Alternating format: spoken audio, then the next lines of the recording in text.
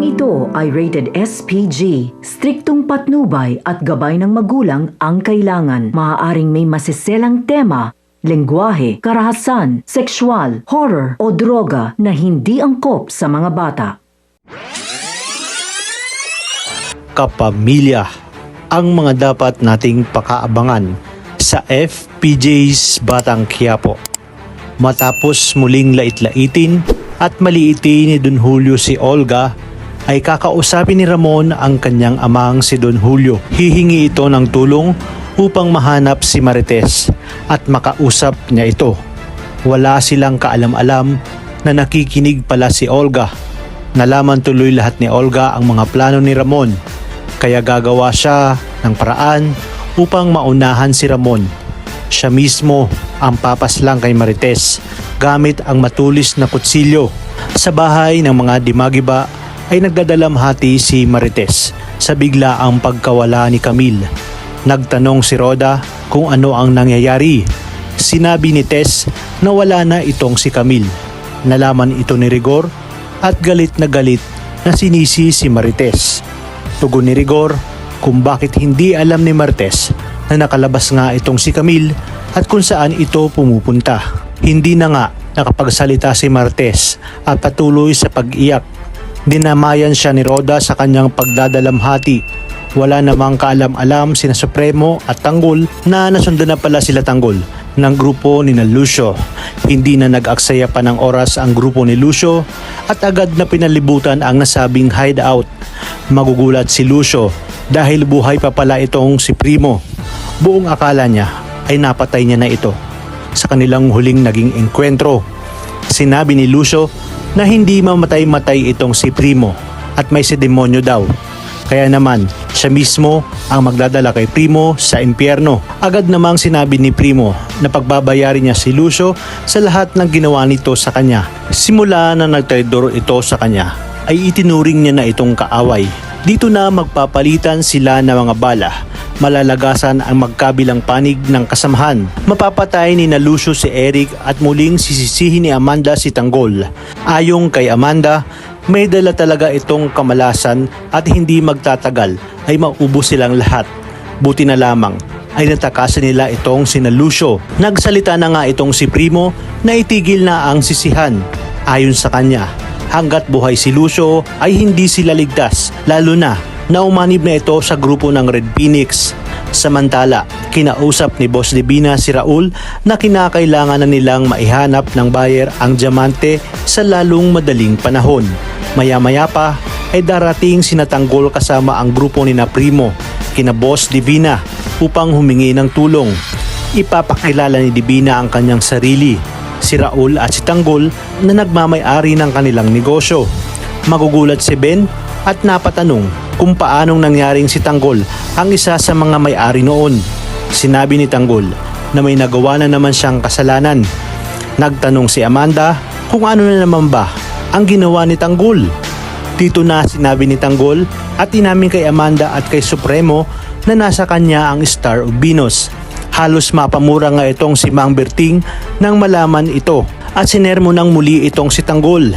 Pinigilan sila ni Primo at sinabi na may punto rin itong si Tanggol. Tugon nga ni Primo na sa panahon ngayon, kailangan na nilang maging wais. Batid rin kasi ni Primo na di katagalan kapag hindi na sila napakinabangan ni Don Facundo ay paniguradong ididispatsa na sila. Kaya naman ngayong isang buong grupo na sina Tanggol, Primo at Boss Divina ay tuluyan ng yayaman ang mga ito.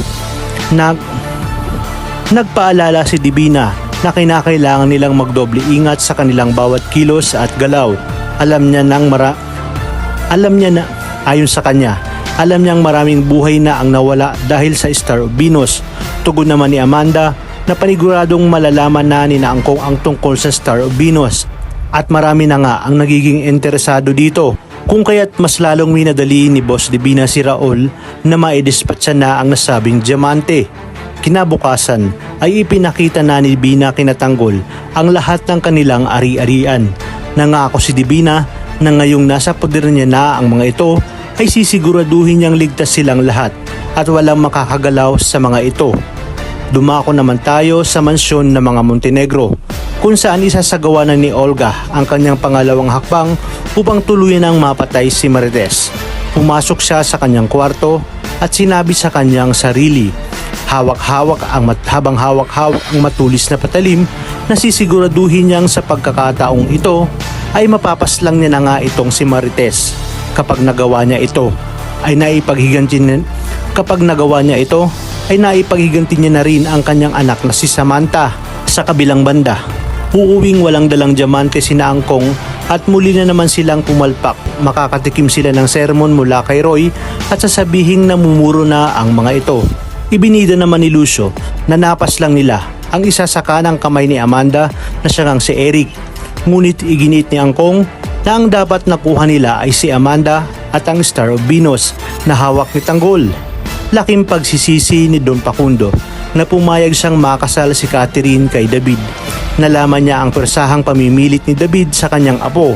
Sinabi niya kay Catherine na kahit mag-asawa na sila ay hindi dapat siya pinipilit ni David. Makikita niya ang dugo sa ulo ni Catherine. Agad niyang pinuntahan si Bettina upang ibuntong ang lahat ng sisi. Wika niya na magiging pariwara ang buhay ni Catherine dahil sa pagpapakasal nito kay David.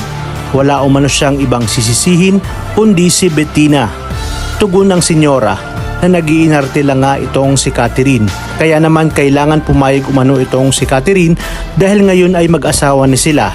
Mas gugustuhin pa niyang magkaroon ng apo sa tuhod para tuluyan ang maging buo ang pagsasanib puwersa ng dalawang makapangyarihang pamilya. Habang pilit na pinipigilan ni David na muling magkurus ang landas ni Marites at Ramon, ay tila tadhana na nga ang gumagawa ng paraan dahil malalaman ni Ramon na nasa kritikal na kondisyon si Marites. Labis-labis ang pagsisisi ni Olga kung bakit niya pa ginawa ito kay Marites.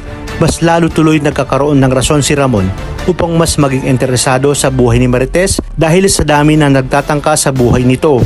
Sa pagbalik muli ni Tanggol sa Quiapo ay maninibago ang lahat at titingaliin siya. Sakto rin na naroroon si David at kahit si David ay magugulat sa mga mamahaling sasakyan na dala ni Tanggol at kanyang tropa. Wika pa nga ni David na malamang ay galing ito sa Nakao.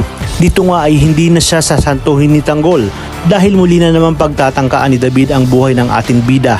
Batid kasi ni David na hanggat buhay si Tanggol ay may posibilidad na malaman ang kanyang pagpapanggap. Kaya naman mga kapamilya, patuloy lang ang pagsubaybay sa nangungunang serye sa primetime. Ito ang FPJ's Batang Quiapo.